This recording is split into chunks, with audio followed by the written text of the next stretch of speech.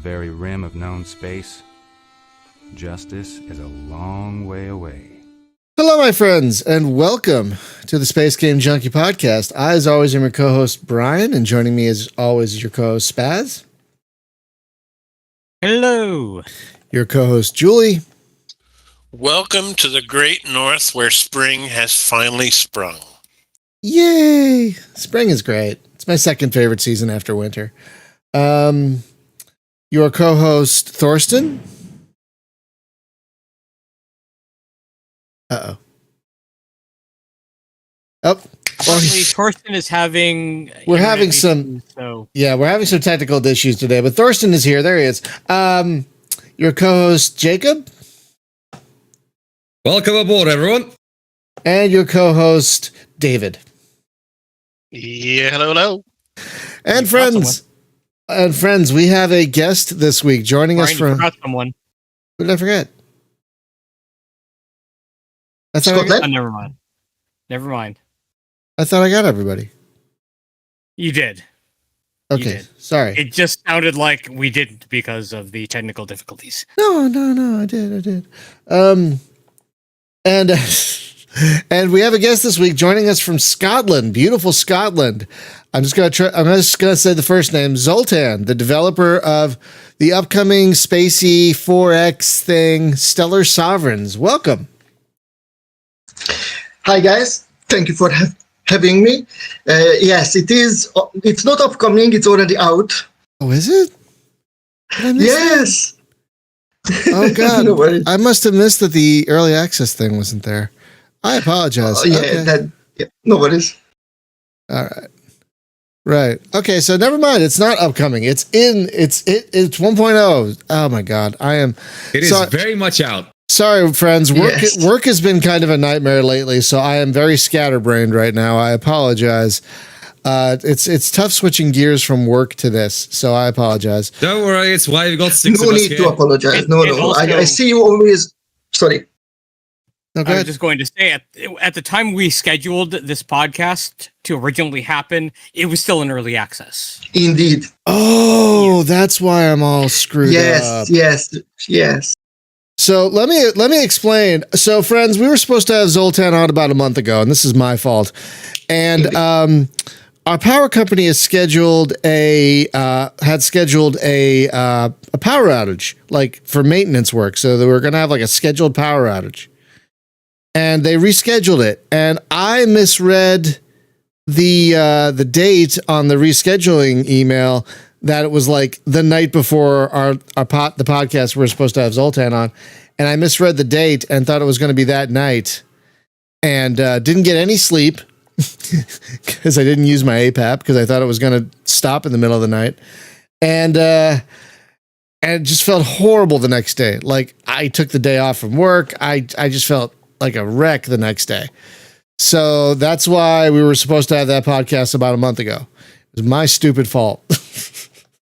And it's my fault as well because just right after that, on the 15th on the 8th when the game was released, the week after that I was moving to Scotland. So since then I've been trying to settle down before I was able to come back to you guys. Wait, so Delightful. You just moved to Scotland, like within the last few weeks? I've been home. I've been home for a year to finish the game and release it, and then just a week after that, I flew back. Wow. Wow. That's a lot of moving. Yeah. Wow. So when did you start working on this thing? I'd only heard about it a little while ago. When did you start working on it?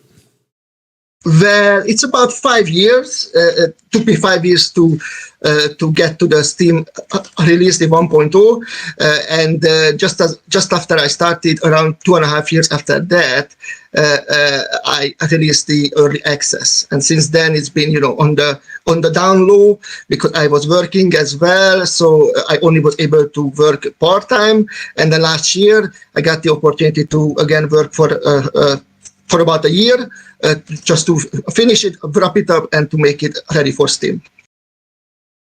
All right, yeah, because that makes sense if you can take take full time to work on something. A lot of devs though double team it as they do a full time job and do this sort of thing as a part time job. I don't know how y'all do it.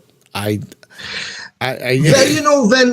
when you already done a couple of games, even if just a small games or something, you already have a good deal of experience. For me, I was starting from scratch. So for that 2.5 years, it was 50% of learning the game development and then producing whatever I was able to do. So yeah, that's why it took me this long. And I done a lot of things in backwards, so even took me a bit more longer than was supposed to be. So wait, this is your first game, like period? Like this is your very first? Wow. It was the very first game project. Yeah. Oh my God. That I cannot imagine having a galaxy spanning 4X being, oh my God. Because that's a game like this has so many moving parts. Well, indeed, I didn't know what I'm getting into, to be frank. So it really dawned on me over time that will this ever be finished? Because I just kept building and building more and more systems, and then thankfully came together. There's a lot of stuff in there. There's a lot of stuff. I'll be the game, I don't know how many people here out of the podcast have actually played it. Show of hands if you have. I have. I got about 6 hours in the game. Yeah. Fair enough. I got into it and it was an experience. Now, normally, here's the thing. The average person getting into a 4X, fair enough. But I am a sort of person who is quite notorious for playing games for insane people. Like Aurora or DCS or such. And I still felt like the game was somewhat of a challenge to get into. Yes, indeed. That really comes from my inexperience in development. But since then, I got such a good feedback that kind of helped me round out some of the difficulties of the strangeness, as you put it. But again, it is still a work in progress in that phase. So since I released it, I almost do every 1 or 2 days a new patch that is usually based off user feedback. Yes. Now, I will actually mention one thing before I forget, because I feel like this is a game, because I feel like the one sort of, maybe not issue, but potential improvement I see. This is a game with a lot of moving parts, but also that kind of struggles to show you all of them at once, unless you go out looking for them and experimenting. So I feel like what the game actually needs is a manual. Something that's just a document of all the stuff that's in the game and how it works. So you can sit down, read it, and go, so that's what that button does. I feel like that would make it a lot easier to pass. And trust me, 4X players are people who read manuals. Well, indeed. Well, interestingly, I got the other feedback, to be frank, for the most part. Maybe let me put it this way: the most vocal feedback regarding the game's tutorial, that it is very texty, which is like, sure, how else I can really do it? But since then, I got a very great feedback, which I believe may be going to help with people, that instead of just front-loading a lot of text, that's how it's been done so far, rather introduced these info buttons, which right now is only available in the colony management menu. And for each panel, you can just click on it whenever you like, and then you can get the tutorial for that particular panel. Yes. And in that case, it's very thorough, with as little wording, usually 1 or 2 sentences for everything in that panel, individually pointing to it to look at this, and then gives you some kind of an explanation or what is this supposed to do, or what is it for. If I may, a couple of other suggestions that might be helpful from a neophyte standpoint, because I haven't played F4X games as much as everybody like Jacob, is what I have found most helpful is several things. First, there's been companies like Egosoft that have a Discord where people can go and say, okay, I've got this question. And usually it's populated by a lot of the players because they say, okay, well, you log on to EagleSoft and they say, if you get stuck, here's this other things that a friend of mine who's been on the show before, his first question he ever asked me, did you watch the instructional video? And that's always been a big help. And, it's like, even if you have to break it down into parts, but what's really helped the most, I think, when I've had games like this that I've gotten hard time getting into, is I've had a few that I say, okay, well, let's play an example game. You're going to do this and do this first. And then after you've played a few, you got the basics down, then it kind of, they take the training wheels off and there's something to look at afterwards when you get stuck. Yes, I understand. There is a lovely tutorial, a playthrough made by Aaron Dickey for a post, effectively writing you down how you start a game in a post. I didn't do any Discord yet. There is ongoing discussion in the Steam forum. But yeah, I guess a Discord would be helpful in the future. Yeah, they can be. Forums are also, don't discount the use of forums also, because I think forums are a little more sticky. And Steam is also a great place to put guides. So, yes, guides. That's the word I was looking for. Sorry. No, that's fine. No, Steam is a great place for guides as well. So those would be great things to add. Now, I'm curious about the inspirations for the game, because I saw a little bit of, I think, Soar of the Stars in there. Am I wrong? Like, what were your inspirations for this? In terms of inspiration, indeed. It's been proposed and asked from me on the Steam forum as well, whether it is based off Sword of the Stars.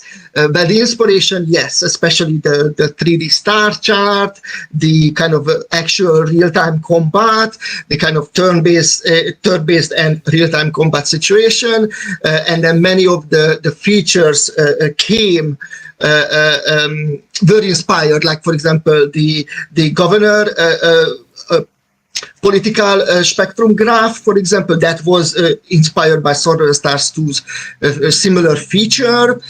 So many things been inspired by it, but it is. I'm told that it's nothing like Sword of the Stars exactly. So it's not really a copy. Which some people were kind of upset about it, but yeah. No, it's not a direct copy, but I'm playing it. And I'm like, wow, there's some Soar of the Stars in this DNA, and that always. I love it. And it always perplexed me that there weren't more exactly games trying to copy that. They're all trying to copy freaking Master of Orion 2. Why aren't you all trying to copy one of the best Space 4X games ever made, Soar of the Stars? My God, exactly. I guess maybe because it was because the second was kind of considered as a failure, even though that was the first one I actually got into, and I loved it playing online. It is worse than the first one. I will say that, having played both, it is more fiddly, more complex, and just not.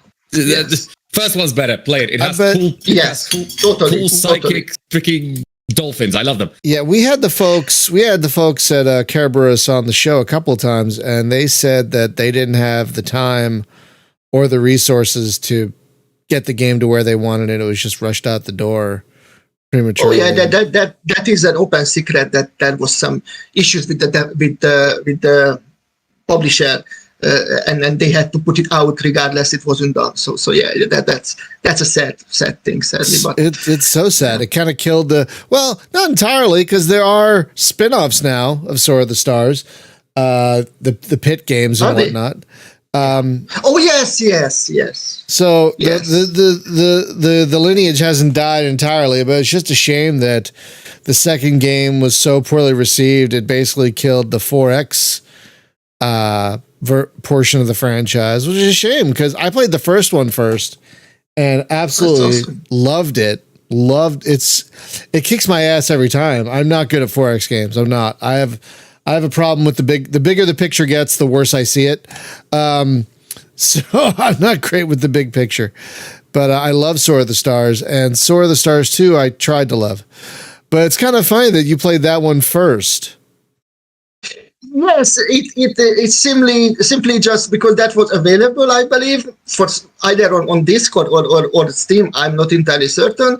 And then I didn't even know what it is. That was the first I meant as a 4X, an actual 4X. It took me hours to watch videos to figure out exactly what the heck am I supposed to do with this game at all. But then I got lucky because they had this global chat. I don't know if you ever tried it. They had this global chat, and then you could just type it. And then I come across a couple of guys online that were willing to play it with me online against each other. And that's what really stuck with me. And that was amazing. We played hundreds of hours. Wow. And that was really good. Yeah. So were you saying that Sword of the Stars 2 was your first 4X as well? Well, in a sense that I played Hegemony. I don't know if you know that one. That's Hegemonia. Yes. But I didn't really know that was a 4X. To me, that was like an RTS. There you go. So, but really, where I had to learn the aspect of, okay, this is actually a 4X was this one. God, I don't know. And after that came everything. God, I don't know which one of those two is more obtuse. Because they're both fairly obtuse games, honestly. They're great. I mean, I love them. I think Hegemonia. Is that what it's called? Hegemonia? Something like that. Hegemon. I'm not even certain right now, actually. I know exactly the game we're talking about. I think it was supposed to be Imperium Galactica 3, and then that exactly, yes. And that just didn't work out. That's when, and I only played Imperium Galactica 2 after I played the Sword of Stars and everything else that I could play as 4X, because back then when I first got when I was younger and I got that game and I loaded it and I couldn't do whatever. I didn't understand what is that game all about. So after Sword of Stars 2, I was like, okay, let's try that. And I so much loved playing that one again as well, even though that was almost a 20-year-old game, if not more. Go ahead. Well, one thing I wanted to ask our guest about is this, and I will admit, it's like I used to do this back when there was such a thing as actual bookstores. And so a lot of times I'll shop for my video games the same way. I'll say, hey, this looks really interesting, and I'll shop at the artwork. And one of the first thing that struck me about this game, and I'm really astounded the game looks so good, and your first game. I wonder if you could talk to us a little bit about the artwork in your game, which is beautiful. Oh, thank you very much. The artwork is being purchased, so I didn't myself made it, with the exception of effectively there is only 3 player fleet sets that you can pick from, and there's also 3 enemy menace sets, and then now another one which you can actually salvage yourself, and these are all coming from the Unity Asset Store. So thankfully Unity Asset Store has a bunch of assets that you can buy, sometimes an actual ship, or in other cases you can get a kit bash. And then even though I love modeling, I can't really texture, so that's hence why I'm really forced to buy assets from others. But I love using the kit bashes to create ships from bits and pieces, and that's where really the visuals are coming from. But, still, this is your first game, which is kind of astounding to me. And I don't know what your background is, which I do be interested in finding out more about. But, did you just wake up one day and say, hey, I know, let's make one of the most difficult kind of games to start out with? It's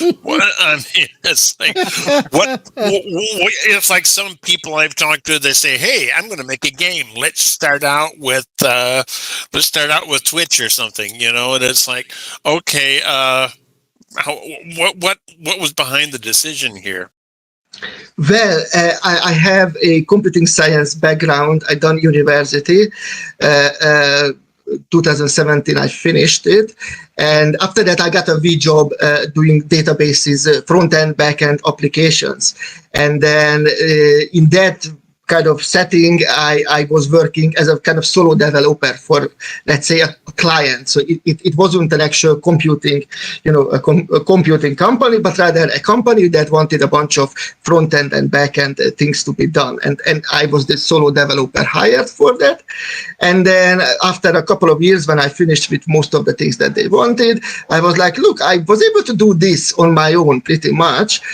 So let's see. I mean, what I would like to do with my life. And I was like, I really always wanted to make my own game. And I had a lot of experience modding Sins of a Solar Empire. So I always had this inspiration for really a 4X game. So I was like, you know what, let's see let's see if I can do anything. And then that turned out to be pretty much in a very backward way. I first developed the space combat. I wanted to see, can I make the ships move? Can I see them shoot? And etc. And then when all that kind of came together, I was like, okay, so can I make this into an actual 4X? So bits and pieces, you adding to it all the time, and then eventually it turned out to be what it turned out to be. Well, see, you never know what somebody's background is going to be. I'm friends with somebody who's an executive producer at AAA. And when I got to know him, and I said, well, what's your background? And he said, ichthyologist. I said, are you kidding me? So you never know. Well, indeed. Well, when you have the inspiration, when you have a particular vision for it. I'm not saying it's a good vision. I admit the game is anything but perfect. Perfect from my point of view, because that's what I actually wanted to make. But indeed, when you have a vision, you thanks to the internet and thanks to the Unity engine, which again pretty much gives you all the tools that you need to make your vision reality and all the available resources, then there is no better time than now to actually try to make your imagination to come to life using a game engine like that. So it's all to do with the time that we're living in that allowed me to actually do it. And that's awesome. It's so great that we have tools now like Unity and Unreal and whatnot to give all these budding new game developers the tools they need to make the games they want. Exactly. I couldn't do it without it, because I even though I can program, I don't have the know-how to actually create an engine. So that would be a dead end pretty much. Can you imagine if people still had to make their own engines for everything? Like back in the 90s or 2000? We'd have so many fewer games. You'd have to John Romero that stuff. Oh, God.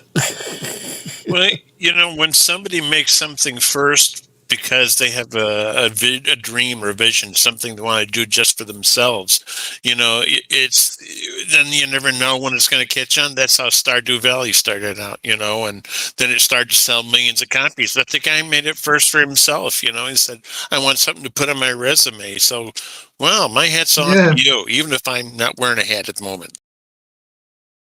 You never know what thing is going to actually catch on, so you have to try. That's exactly right. So I'm going to admit I ran into some road bumps with the UI. I'm going to admit I ran into a few road bumps with the UI. I was wondering how you came about making the UI the way it is, and do you have any plans on revising it and making it more efficient at all? Well, can you explain what was your road bump? Because otherwise I would have a hard time to really answer your question. Okay, so I think one of the first speed bumps I ran into was moving fleets. Trying to select and move a fleet to another star system. I had to figuring out which button did what was. I mean, I think it took 2 or 3 minutes just to figure that out, which is way too long. And I'll admit I'm not that smart. I will freely admit I am not that bright, but it just took me a minute to figure out, I think it also took me a minute to figure out how to select the fleet, in the first place, honestly. So that was for example, the first speed bump I ran into. Yes. So well, selecting the fleets is I mean, I don't. It's not so much of the UI. I understand that may be issues with finding the right button to trigger the movement. Yeah. But there are also a couple of other different ways to do that. So that the game already has 3 ways to do that. The selection is pretty much one way, but yes, there's one way is when you just simply select the item, and then you get your action panel down there indicating all the different actions that you have access to, and that is obviously content sensitive for the kind of fleet that you have, and then over there there's a move command which gives you the kind of pointer indicated by, I believe, if I'm not mistaken, with dashed lines or something. Yeah. There's also a kind of a shortcut that you can just simply right click on anything that you can fly to. Like, for example, if you selected one of your fleet and then you just right click on another solar system, immediately will activate these dashed lines, and then you can, there you go. So you don't need to click on the button effectively. There's a third way, which comes from Sword of the Stars, where you could actually just select any destination, and then there's one particular button that you always find assigned to any destination, like another solar system, another fleet, another whatever that you can fly to, and then there's a V icon is a icon, the map marker icon, usually from other applications. You can click on it, and then that brings you up with a reroute menu where you can tell any of the fleets. So you don't need to one at a time select a fleet and send it to a particular destination. You can use this. You just select the destination, click on this action button that brings up the menu, and then you can send every fleet or any fleet from there, from that list to go there. That gives you also information where they already heading, so you don't need to look it up or whatever, as well as gives you ETAs and this kind of stuff. Oh. Okay, for one reason, I didn't even think of trying the right click then. That makes sense. This was actually obviously given to me as an idea. No, that makes sense. It wasn't mine. No, it makes sense because a lot of RTS games and whatnot, that's how you do it. But for some reason, my brain was like, one of these buttons, I have to click one of these buttons to have them move. I understand that the thing is, it's overwhelming. So I must say, I in my defense, a tiny bit, if I can say that in my defense, that to me, any and every 4X game I ever started, especially the proper 4X, is like Galactic Civilization, Sword of the Stars, I always had to kind of, learn it how to do on one hand. And also the UI was usually fairly complex to me, so yeah. But yeah, I know it's difficult. It's difficult for me to somehow convey all this at the right moment. And that's what I'm always looking for, trying to figure out when to give you the information to do something. Right. I've got to say, you can. Am I on? Yes, we can. Yes, of course. Oh, great. I've got to say, I found the UI pretty good and intuitive for me. At least for me, I've got to set a counterpoint here. I really didn't have any issues with the UI. That's good. That's good. That's I experienced the exact opposite. That's interesting. That's very I must admit, I'm getting both feedback. By the way, I'm getting both feedback. But again, it's like it's not conventional. That's for sure. So that's why I can clearly see that without somebody telling you to look for example, for this feature that I was telling you, this set destination. But even that took me a while to figure out way back then in Solar Stars as well. To kind of help you. You don't need to always select every fleet one at a time, because that would be freaking tedious when you set launching an invasion or something. Right. Because of the UI, I feel like the big issue is the way that the tutorializing is done, and now it's just a huge so what does this button do? It's suddenly just wall of text. I know. So that's why I must say that I can't really do any other way without text. So that I must say that something is kind of, I haven't figured out a way just yet. Let me put it this way. I really try to kind of combine the two, with these pointers to actually point you to what to look at, while it gives you the kind of wall of text. Sorry, but I'm kind of going away from that because I've been told that the people don't really retain that information at the very beginning of the game. So therefore, I'm now going away and trying to do it in a way that you get a very short text, kind of telling you, hey, this menu is colony management. There you go, in a very couple of sentences at most. And then you can individually yourself click on these info buttons that will trigger a V tutorial for a more detailed look, and that you can do that anytime. If you forget it, you can just go back and do it again. And maybe putting all those into like a help screen or like kind of a Galactopedia style help screen. I know that was my original idea, but I must admit that. Well, I'm saying you have it's both. Like kind of difficult for you. No, yeah? I'm saying you have both. You have the pop-ups and everything like you're talking about, but you also put them in a place people could refer to them later as well, is what I'm saying. If that makes sense. Yes. But then again, that requires me a bit more wording, even more text, because there in a Galactopedia, you don't have the benefit of the pointer pointing to what you're supposed to look at and whatnot, So therefore so what I'm trying to say, I agree with you, but I've also been told that too much text. Okay. So, I'm in between the, what's the phrase? No, I get it. It's tough because between a rock and a hard place. It's tough because yes, that's the one. Yeah, no, it's tough because you got people like me and some others who love text, who like give me the manuals, give me the strategy guides, give me all that stuff. We love the text. And then you have other people who don't like the text so much. I get it. It's a challenge, and please, we're not trying to be critical. Just to be clear, we're not trying to be. Okay, good. Please. Look, guys, I am also learning a lot. For example, as I said, that feature that you can just right click on a destination and there you go, shortcut, you can fly there without a problem, is also been given to me as an idea at the very beginning of early access. So it's and it really makes sense as soon as they're telling me, oh yeah, of course I should have done that.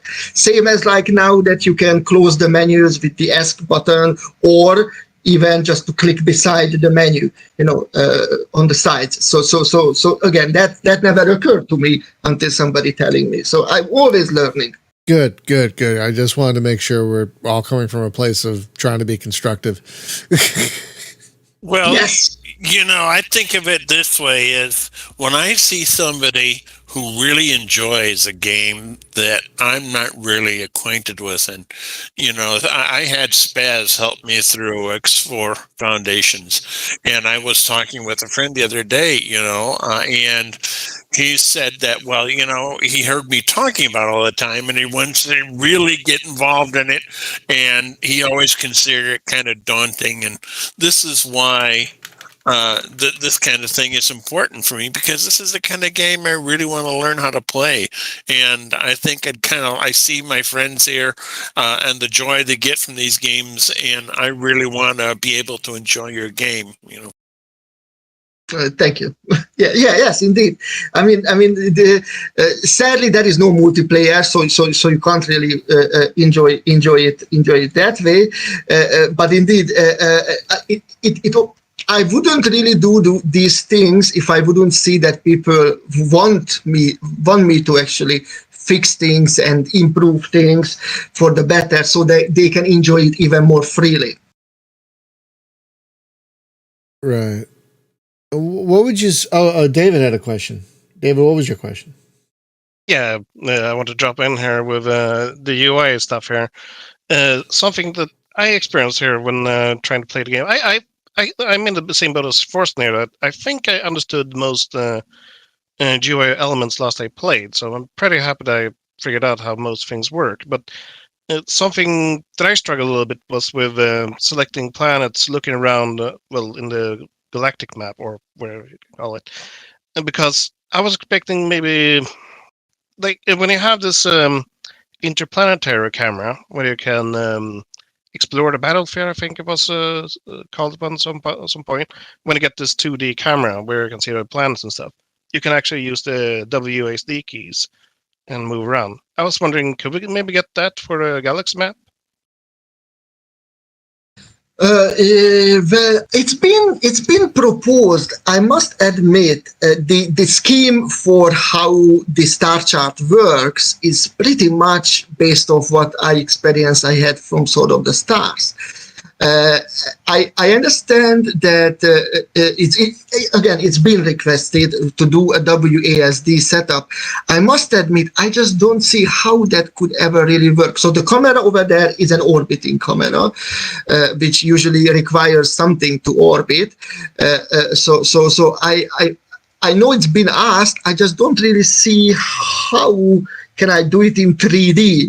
Because with the exception of the spiral map, you have actually 3D maps with the y direction to even bigger than the width of the map itself. So I find it difficult to imagine how I could make that viable. Maybe. Oh, go ahead, David. Okay, because sometimes when I want to see the distance to stars, I have to click it, and then I need to go back to my previous planet to see what the distance were. So, if not moving the camera freely, could we maybe get like a magnifying glass when you're mousing over a different star system or stuff like that? So the name and the numbers. Just gave me a good idea, actually. Yes, I see what you're saying. So effectively, not in a way how it is right now. So what you're kind of proposing, that it would be that, let's say with holding down the left mouse key, you could turn away from the focus of your orbit and then turn toward wherever you panning your screen. I'm sure you played similar camera setups, and then even maybe add a bit of a zoom to that. Technically, that's actually not impossibility. Okay, all right. I had a thought about how to move around a 3D map with the the WASD. Make it like Descent, where WASD is forward, back, strafe, and then you can. Oh, that's brave. You can use the mouse to look around, or you could use like spacebar to move up, control to move down, that sort of thing. Kind of make it like you're moving a camera around as you would like floating around Descent. I don't know if that's something that's possible, but that's the idea I just came up with. It's not an impossibility at all. It's just how to put it. It's usually what you so as you know, whatever you're selecting is what you're orbiting. Yes, and for that you're getting the action buttons, etc. So if you fly away from that, whatever you're orbiting, your action buttons obviously will not change. You get you can move to wherever you like to, but you will no longer have the focus of what you're supposed to work on. So beside just looking around, if I understand correctly, that's maybe what you are after, a way for you to look around. Then it can be done. But if it is anything that you do it with the purpose of doing an action, then that kind of becomes clunky and probably would cause a bit of an issue. Even setting a destination. If you know what I kind of trying to get to right now. Yeah, no, that makes sense. I was just trying to build upon what Dave was saying. But this kind of a look around idea is not impossible. It is something I will look into what I could do with, because that is possible to still stay wherever you are, but pan your view away from your orbit, which is right now impossible. You can only just look at whatever you're orbiting, so you could kind of pan away and then even implement some kind of a zoom as a kind of magnifier system for you to be look away further. I mean, look closer to whatever you're looking toward. Right. Yeah. No, we get it. I could see it being something like a free look toggle that Yeah. you still keep the center point focused, and Yes, then you yes. pan around that. Fighters do that in some space games where you can, pan away from you're not looking at the fighter itself. You can pan away left, right, up and down just to see, whomever is beside you or something. Right. Yeah, there are definitely ways to make, because I think one of the reasons a lot of people haven't copied Sword of the Stars is one of the reasons we're talking about. A 3D map, a full 3D map like this, it can get unwieldy for some people. Like, I think, how many 4X games have a full 3D map? There's Sword of the Stars. None. There's Sword of the Stars. No, that's the one. And Ascendancy has a 3D map. Really? Yeah, sadly you can't buy Ascendancy anywhere. You'd have to go the Abandonware route for that one. But that's a DOS game from the 90s. Amazing game. Oh, then I wouldn't know. Yeah, okay. Gotcha. By the way, but for some reason you can't freaking buy it. But that's really it. Unless I'm forgetting something, there aren't a lot of space 4Xs with a full 3D map, and I think you've run into one of the reasons, why they don't catch on as well, because they can be a little more unwieldy for idiots like me. No, I totally agree with you. Indeed, but I really liked it. I so much liked it from Sword of the Stars that I couldn't imagine myself doing it in just 2D. So, and again, since it's not that hard to make it 3D, right. So you can kind of run away with it easily, since it works. So it should work, hopefully, for others as well. But yes, I agree. There is a drawback that hence why not necessarily as popular as other 4Xs, and also because I'm just one guy, so it's like my marketing is very little. Oh no, it's my heart goes out to any indie game dev, especially now, because you're competing not only with other people who are making similar style games, you're competing with the 70 other games that came out on Steam at the same day you did. So. Yeah, I know. And not to mention, to be frank, I was so surprised that for years. I mean, you probably know it better because I wasn't on top of things. But for years and years and years, everybody said that no future of RTS, especially not space RTS. So I was like, when I was doing it, there was nothing. And suddenly, as soon as a year passed, when I started the project, I just kept the notifications from Facebook that another space game, another space RTS, etc., etc. Well, video games have been around long enough that you start to see cycles. Games get popular for a while, they die out, and then they get popular again. And in the case of space games, it all started around 2012. You had Elite, and you had Star Citizen, and you had FTL, and that showed people, but hey, RTS kind, right? But that showed people, hey, there's a market for space games. There's a market for games in space that we thought people forgot about. So then people started making, more games. More space games started coming out. So yeah, we had a drought for a long time, and then in the early then in the early 2010s, it really started to shift. For the better, I think. Yeah. Well, maybe not for you, because I have a lot of competition. Oh, no, I mean, what I mean. As you say, for my particular genre, even though it's a 4X, but with this 3D and real-time combat and etc., there is nothing like this, anything new that coming out. So with the exception, I guess, must say what was it called now? Suddenly I forgot. Just came out. You played it. You just played it. I watched your video. Oh, damn. Is a. What did I just play? I'm not gonna remember. Never mind. No. Seriously. Never mind me. Never mind. I'm checking your YouTube, and I'm gonna find it in a second. I'm sure. Well, one thing I can mention while you're looking is that another reason why the space game genre just exploded again at that time was the ease of access to make new games. Yeah, Unity indeed. was really kicking up around that time, and it had been around as Unity 3D even before that, because there were a few space games that were made in that, like Battlestar Galactica Online, for example, and that was made for a browser. That's a name And then I've they not made heard in a Unity while. standalone, That was a while ago. and then things opened up a lot after that. yeah. And I can't find it.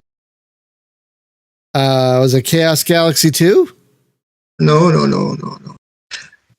That's fully true. It's a ground strategy Oh, where everything run by the AI. You can set how the AI works for you. Distant Worlds 2? Distant World, exactly. That was the only one that really actually brought actual real-time combat back, where you can actually control your ships, unlike in Stellaris or something.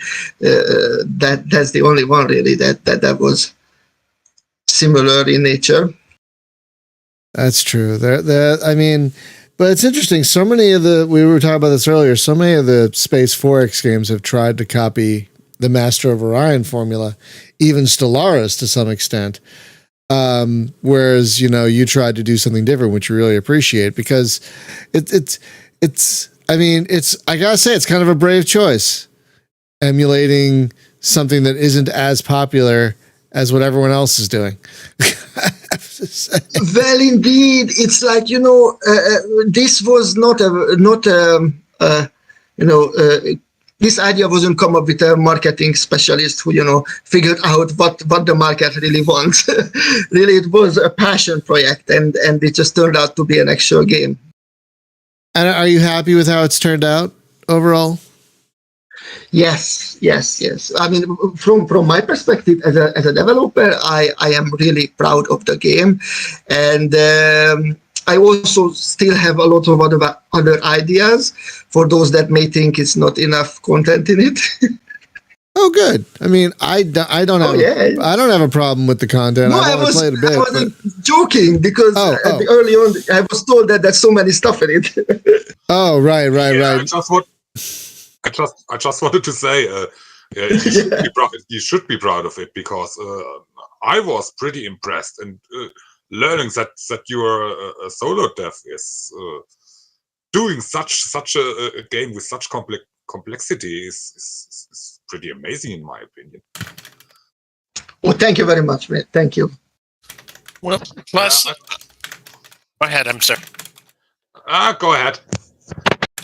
Well, I just wanted to point out about what Brian was talking about is not building your game on something that like a lot of other devs might do. But the thing about that, to my mind, is, okay, if somebody's going to build a type of game that's kind of like everything everybody else is playing, is, well, I want to play something different. That's why I like indie developers so much, is because something that's going to be a new trend, something that's going to be new and different, that's going to come from an indie developer like yourself. It's not going to come from a big AAA house, because you can sit down and say, hey, I think this would be great to do. And what the big AAA house investor will say, no, you don't. You need to play it, so that you need to develop it so it's just like all the other things. And, indie developers don't do cookie cutter things. I agree. Yes, totally. Well, AAA can't afford to take risks. Also true. Yes. Which is kind of funny, because the amount of money that I put into it, and then some other big AAA companies put into it. Granted, they look much better than mine, but still sometimes the content is kind of lacking. Well, I mean, oh, good. Well, I was just going to say, don't beat yourself up as far as content lacking, because first off, when I think about an indie developer, and sometimes what really has been part of this podcast has really made me appreciate is what a lot of indie developers have to go through to bring their product to market, and we've talked about this in the show before. Somebody say, oh, well, what about this and this and this and this? And if you don't have experience in that area, you don't realize, well, yes, but I'd have to restart the whole thing from the ground up, and I've already second mortgaged my house to bring this to market. So, to my mind is I would rather have somebody bring something out that's playable so that I can enjoy it, and rather than rush something out and just say, oh, see, there's a lot of content, but there's so more bugs in it than an working man. So to me, it's like, don't beat yourself up over content. Just say, hey, look what I've achieved. And thank you. I was going to say more money doesn't always make a good game. Look at the Master of Orion reboot from, what was it, 2016 by the folks over something like that at Wargamer. They threw a lot of money at that. They had professional voice actors and everything, and it was such a boring game. It was so boring. So what would you say it was the biggest challenge you ran into in making this complex, complicated, massive 4X of a thing? Well, to be frank, the biggest challenge for me was the whole publishing aspect. I must admit, doing the trailer and then all the other parts. The artwork for the poster and this kind of stuff. Just due to the fact that I had no way. I wanted to hand this over to somebody to do it, and I just had no really any way to tell them besides, hey, I would like it to be good. So therefore that's not really a good instruction. So let's do it myself until it turns out to be something. No, that's not unfair. Marketing is, oh my God. Marketing is a skill that a lot of devs don't have. Right. And neither do I. Yeah, if you don't have a background in it, then of course it's going to be a bit of a roadblock for a lot of people. And even if you do, I work in marketing technically. I work in search engine optimization, which is a form of marketing.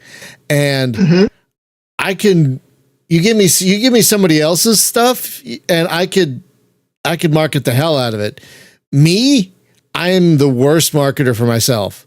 I am absolutely awful at marketing myself. So I think we all understand that challenge, and it's kind of funny you bring up that instead of something with the game. It sounds like you're very proud of the game, and you should be, of course. But it's funny that you bring up something tangentially related to the game that is your biggest challenge. Which is probably one of the biggest challenges for any indie dev. Because it is, because this is the thing that you are not equipped for. It's like if you don't have a clue at all, like me, really don't, then it's difficult to make any headway. But when you're doing a game, and at least you have the idea of what you want, and you have the programming skills, you can eventually get to it. So you're always making some progress, or at least learning from your mistakes. Right. And you didn't go to college for marketing. You didn't take classes in marketing. Marketing is not your passion. So how can you expect someone to be good at marketing who has no skills in it, no interest in it? Well, again, thanks to the time that we live in, at least, as I mentioned previously, the engine availability and the assets availability, which is getting every day dozens of new stuff on the asset store. There's also Steam and there's also itch. So at least you can bring it in front of, hopefully in front of the people that, actually interested in your kind of game without really having to trying to sell it in a shop or something, like back in the days. And how did you find early access on Steam, by the way? Did you find it helpful? I didn't do early access on Steam. Early access was only on itch.io, and it was really helpful. I was kind of afraid of coming to Steam early on, because first of all, the vision has changed quite a bit. Originally, the look was more of, I was trying to aiming for this kind of holographic ships look, using my own kind of models, and sadly I never really could get that very right. I kind of like. Then, I just want to jump in. I like the kind of vector graphics you have for the. Thank you. It reminds me of the. I don't know if you ever played one. It's called a Vectrex. It was a very early. Home video game console. It came out in like 1979. I don't think so. 1980. No. It was entirely vector graphics. And so that's what your game reminded me of, is the good old Vectrex in a good way. Boomer ass reference. That's a boomer ass reference, bro. You know what, sir?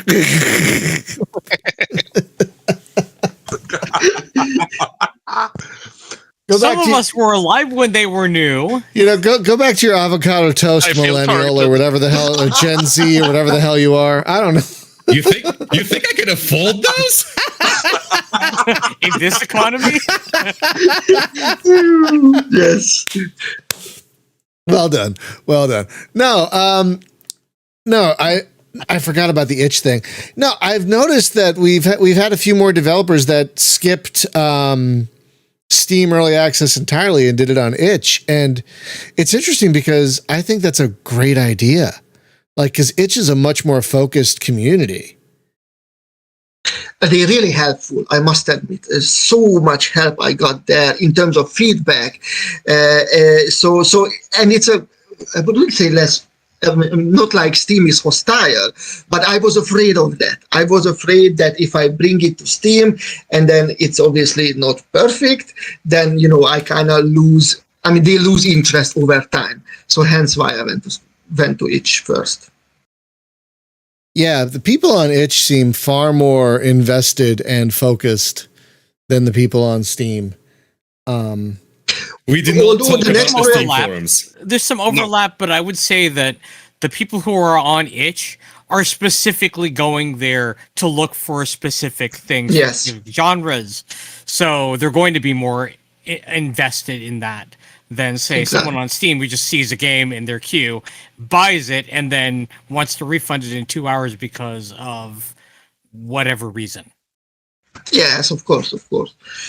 It's a different marketplace, that's for sure. Different attitude in terms of, obviously I sold a lot less over there, but then again, the feedback was kept coming and really helped me to kind of fix up the bugs. And then now I'm getting even more feedback, which again even helps me even more. But at least I must say, my audience are very, very helpful and patient with me, because it's not perfect. The game has still bugs and issues that they find me. They send me the files, and then I can just fix them left and right. It's so interesting to see the differences between audiences of certain games and types of games on Steam and elsewhere. Like with smaller indie efforts like yours, a lot of times I see a more helpful, positive Steam forum, whereas you go to a slightly larger game and it's just toxic vitriol all the way down. It's all racism. All of it. I had really the best people. Really, I'm almost daily. I'm with some of them. I'm even in contact to email as well. So yeah, and I think they give me the strength to continue doing it. Because you need that as a developer when you're just doing it for 5 years on your own, and you need some kind of a motivation besides wanting to finish the game. Did you have any, besides the people on it, did you have any like friends or anything help play test it for you? Sadly, my friends don't really interested in anything Forex or space games so no, not really. That's tough. Yeah, I mean, finding play testers can be a real challenge. So I get that. But I have to say, I mean, I'm looking forward to playing your game more. It's very interesting. And now that you've told me about that trick with the movement of fleets, I think I'll have an easier time moving things around.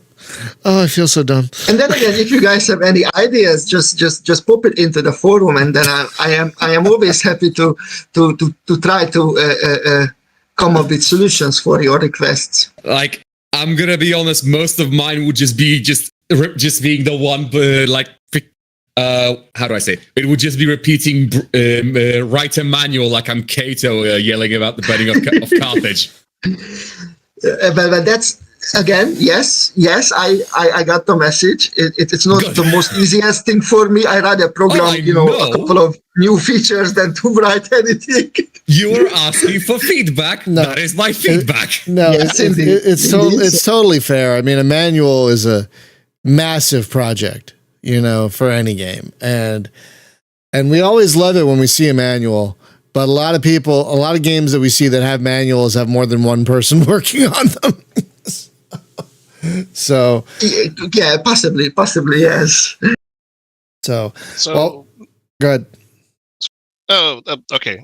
So Zoltan, I need to ask here. I know the game have been released, and I gotta say it's a massive undertaking of making your freaking first game at a 4X title in a three-dimensional environment. So, and yeah, it's very early to ask this, but where do you go from here? Are you gonna make another game later on down the line? Well, for right now, for sure, for a year or so, I'm planning to release a number of updates, content updates. So obviously, I'm constantly patching. So that's nothing to do with that. I already released the latest. I mean, the very first content update, the derelicts, where you can find derelicts drifting in deep space, and then reclaim some ancient ships, which are brand new ships with new abilities, etc. And then I also have another 4 or 5 major features that I would like to add to the game. So that's kind of the plan for the year or so. And indeed, I already have some ideas for a new project, for the next project. And whenever I have the time, I will surely do some, tinkering with that in terms of a prototype or something. And then yeah, most certainly would like to make games one after the other. Well, that's great to hear that your first game didn't turn you off of making games entirely, because I have heard that. Oh no! So that's good. That's one thing I learned: not to make it this complex. That's for sure. Totally fair. So this game was my passion project. Next game is going to be about learning how to limit it. Still make it fun, find the fun without needing to make a huge game, That's kind of, yeah. Next game. Restraint can be very important for next game. A one-button auto battler roguelike. That's your next game. Is a one-button. Space. No, I want some fantasy RTS style stuff. Oh, yeah, something. You can't go wrong with me. I love a good RTS, any RTS. So no, not a full-blown RTS, not a full-blown RTS. Not a full-blown RTS. No, I mean that would be a big project again. No. I have some ideas, a bit of an experiment that I would like to do, and then see if it goes anywhere. So yeah, but I'm surely going to send you a key as soon as the demo is done. But that's exciting. Not going to be now. Right, of course. Yeah. Something to look forward to. So you had me at RTS. Yeah, right. I know. So we should start wrapping up. Friends, the game is Stellar Sovereigns. I apologize. It is 1.0 at this point on Steam. It is a pretty big space 4X with there's a lot here. There's a lot to do. There's all kinds of politics. And it looks a little daunting. It kind of is, but there are apparently ways to make things less daunting that I didn't know about, and there are governors on colonies that'll help with automation a little bit. So it might look a little daunting, but it isn't as daunting as it looks. So definitely check it out. So next week, I don't know. I'm sorry. I've been really scatterbrained because work has been a nightmare lately. So I just haven't had the time to put something together. We'll figure something out. I don't know what yet. Give us a moment. Yeah, we'll figure something out for next week. But I don't know what yet. And tomorrow is going to be more Everspace 2, which awesome. Yay! Yeah, love it. So Zoltan, thank you so much for taking time out of your day to talk about your game, and thank you for making your game. We definitely need more good. There have been so many forgettable Space 4Xs. It's about time we got another good one. You know what I mean? And I appreciate you taking the time and effort. Good. This one's certainly not forgettable. It might be extremely fiddly and obtuse, but it is not forgettable. No. Thank you very much, guys, and thank you for having me and getting to know you guys. It was really awesome. It was a pleasure. Thank you so much. Have a great day, everyone. Be safe, be well, take care of each other.